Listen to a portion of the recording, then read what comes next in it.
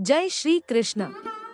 एक बार महर्षि गालव जब प्रातः सूर्यार्घ्य प्रदान कर रहे थे, उनकी अंजलि में आकाश मार्ग में जाते हुए चित्रसेन गंधर्व की थूकी हुई पीक गिर गई। मुनि को इससे बड़ा क्रोध आया। वे उसे शाप देना ही चाहते थे कि उन्हें अपने तपोनाश का ध्यान आ गया और वे रुक गए। उन्होंने जाकर भगवान श्री कृष्ण से फरियाद की।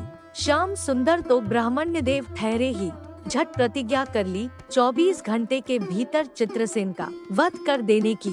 ऋषि को पूर्ण संतुष्ट करने के लिए उन्होंने माता देवकी तथा महर्षि के चरणों की शपथ ले ली। गालव जी अभी लौटे ही थे कि देवर्षि नारद वीणा झंकारते पहुंच गए। भगवान ने उनका स्वागतातिथ्य किया। शांत होने पर नारद जी ने कहा, प्रभु, आप तो परमानंद कंद कहे जाते हैं। आपके दर्शन से लोग विषाद मुक्त हो जाते हैं, पर पता नहीं क्यों आज आपके मुख कमल पर विषाद की रेखा दिख रही है। इस पर श्याम सुंदर ने गालव जी के सारे प्रसंग को सुनाकर अपनी प्रतिज्ञा सुनाई। अब नारद जी को कैसा चैन आनंद आ गया। झटपट चले और पहुँचे चित्रसेन के पास। चित्रसेन भी उनके चरणों में गिर अपनी कुंडली आदि लाकर ग्रह दशा पूछने लगे। नारद जी ने कहा, अरे तुम अब यह सब क्या पूछ रहे हो? तुम्हारा अंतकाल निकट आ पहुंचा है। अपना कल्याण चाहते हो तो बस कुछ दान पुण्य कर लो। 24 घंटों में श्री कृष्ण ने तुम्हें मार डालने की प्रतिज्ञा कर ली है। अब तो बेचारा गंधर्व घबराया। वह इधर उधर दौड़ने लगा। वह ब्रह्मधाम, शिवपुरी, इंद्रियवरुण सभी के लोकों में दौड़ता फिरा, पर किसी ने उसे अपने यहाँ ठहरने तक नहीं दिया। श्री कृष्ण से शत्रुता कौन उधार ले? अब बेचारा गंधर्वराज अपनी रोती पीटती स्त्रियों के साथ नारद जी की ही शरण में आया।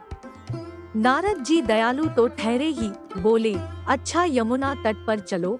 वहाँ जाकर एक स्थान को दिखाकर कहा, आज आधी रात को यहाँ एक स्त्री आएगी। उस समय तुम ऊंचे स्वर में विलाप करते रहना। वह स्त्री तुम्हें बचा लेगी, पर ध्यान रखना, जब तक वह तुम्हारे कष्ट दूर कर देने की प्रतिज्ञा न कर ले, तब तक तुम अपने कष्ट का कारण भूलकर भी मत बताना। नारद जी भी विचित्र ठहरे। एक ओर तो चित्रसेन को यह समझाया, दूसरी ओर पहुंच गए अर्जुन के महल में सुभद्रा के पास। उससे बोले, सुभद्रे, आज का पर्व बड़ा ही महत्वपूर्ण है। आज आधी रात को यमुना स्नान करने तथा दीन की रक्षा करने से अक्षय पुण्य की प्राप्त होगी। आधी रात को सुभद्रा अपनी 1-2 सहेलियों के साथ यमुना स्नान को पहुंची।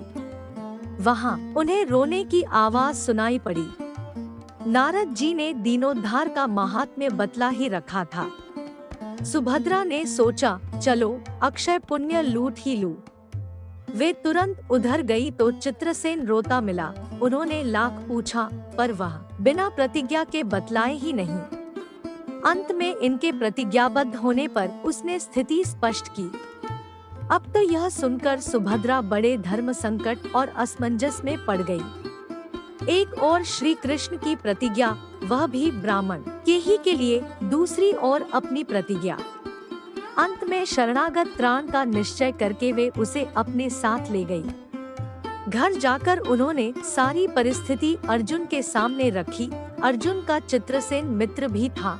अर्जुन ने सुभद्रा को सांत्वना दी और कहा कि तुम्हारी प्रतिज्ञा पूरी होगी। नारद जी ने इधर जब यह सब ठीक कर लिया, तब द्वारका पहुँचे और श्री कृष्ण से कह दिया कि महाराज, अर्जुन ने चित्रसेन को आश्रय दे रखा है, इसलिए आप सोच विचार कर ही युद्ध के लिए चले। भगवान ने कहा, नारद जी, एक बार आप मेरी ओर से अर्जुन को समझाकर लौटाने की चेष्टा करके तो देखिए। अब देवर्षि पुण्य दौड़े हुए द्वारका से इंद्रप्रस्थ पहुँचे। अर्जुन ने सब सुनकर साफ कह दिया, यद्यपि मैं सब प्रकार से श्री कृष्ण की ही शरण हूँ और मेरे पास केवल उन्हीं का बल है, तथापि अब तो उनके दिए हुए उपदेश क्षात्र धर्म से कभी विमुख न होने की बात पर ही दृढ़ हूँ। मैं उनके बल पर ही अपनी प्रतिज्ञा की रक्षा करूँगा।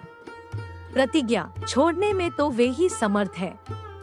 दौड़कर देवर्षि अब द्वारका आए और ज्यों का त्यों अर्जुन का वृत्तांत कह सुनाया। अब क्या हो? युद्ध की तैयारी हुई। सभी यादव और पांडव रणक्षेत्र में पूरी सेना के साथ उपस्थित हुए। तुमुल युद्ध छिड़ गया।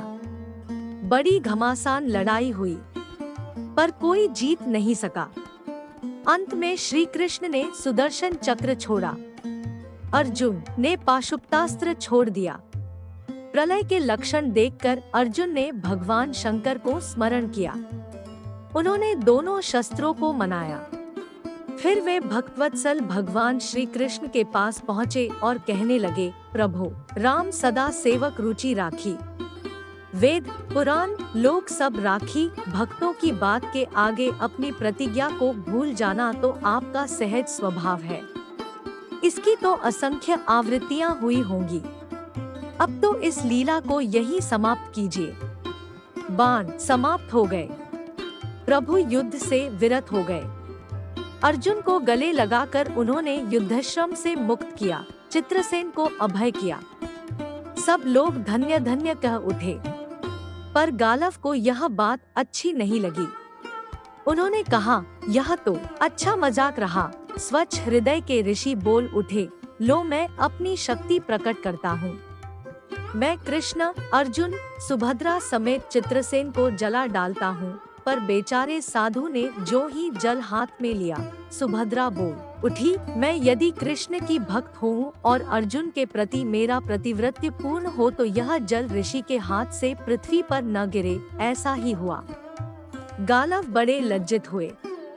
उन्होंने प्रभु को नमस्कार किया और वे अपने स्थान पर लौट गए। तदनंतर सबो अपने अपने स्थान को पधारे। जय श्री कृष्ण। धन्यवाद।